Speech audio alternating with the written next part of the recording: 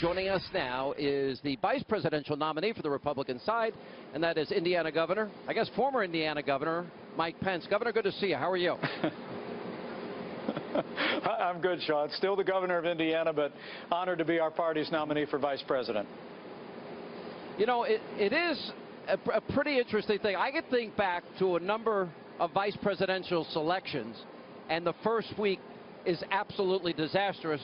I got to assume at this point you feel pretty good that things went rather well in terms of the media vetting, et cetera.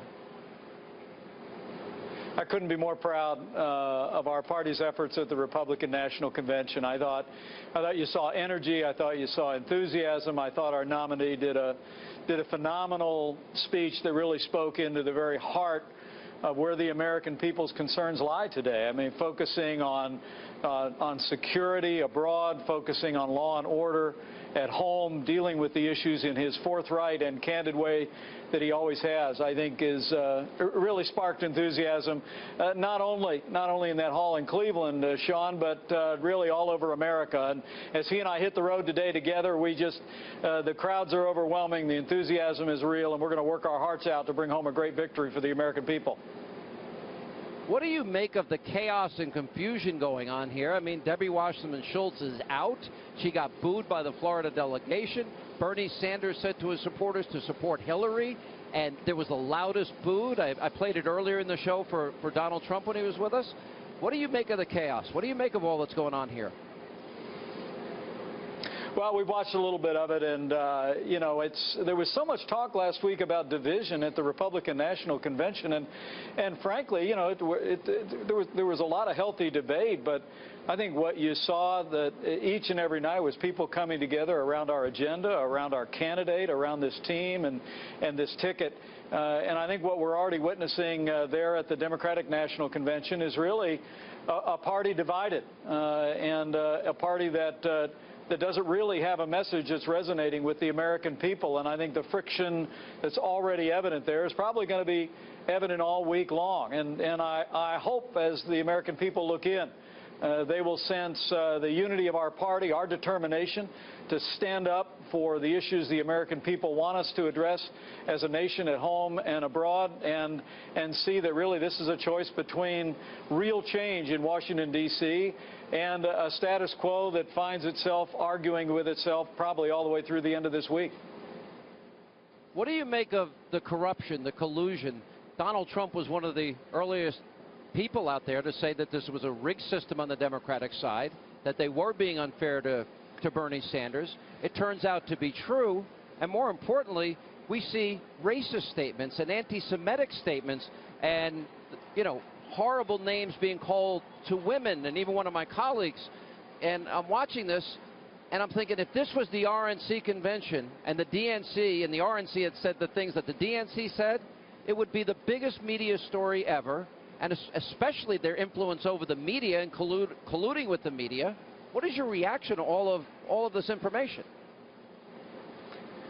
Well, you know, I served with Bernie Sanders in Congress for about 6 years, and you know, he's a you know, as I always used to say, he's the nicest socialist I ever met, Sean. But we disagree on most things. But I know he's very sincere about his beliefs, and my heart goes out to him to realize that his own national party was working against him behind the scenes. I mean, if anything, when you watch the Republican primary process, as wide open as it was obvious that the Republican National Party, our chairman Reince Priebus, kept a level playing field. Everybody had a shot.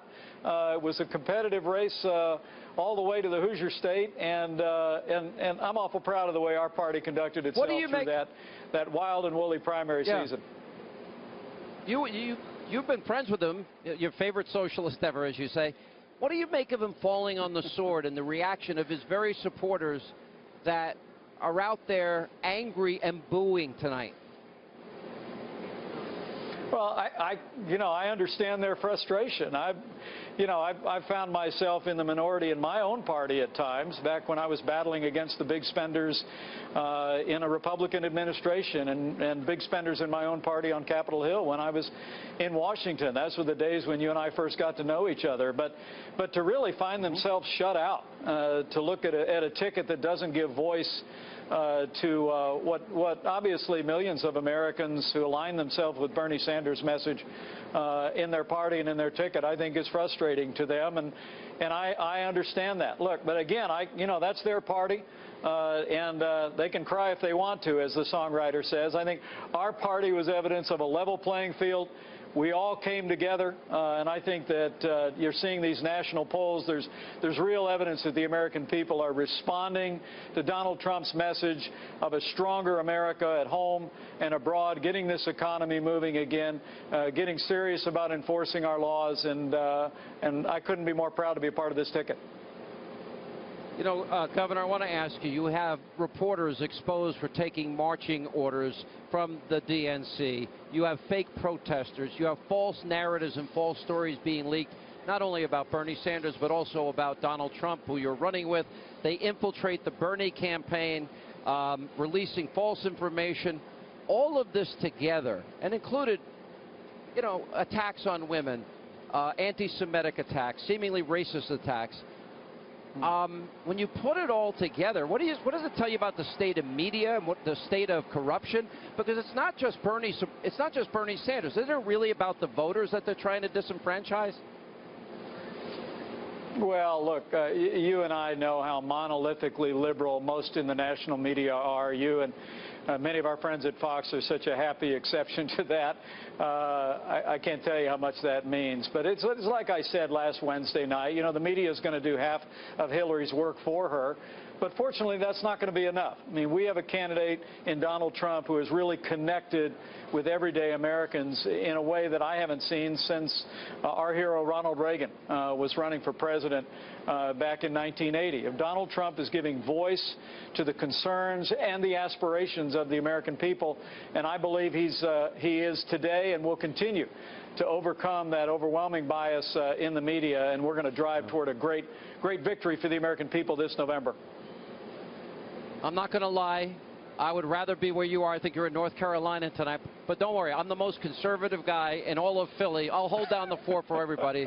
So, Governor, thanks for being with us. We appreciate your time.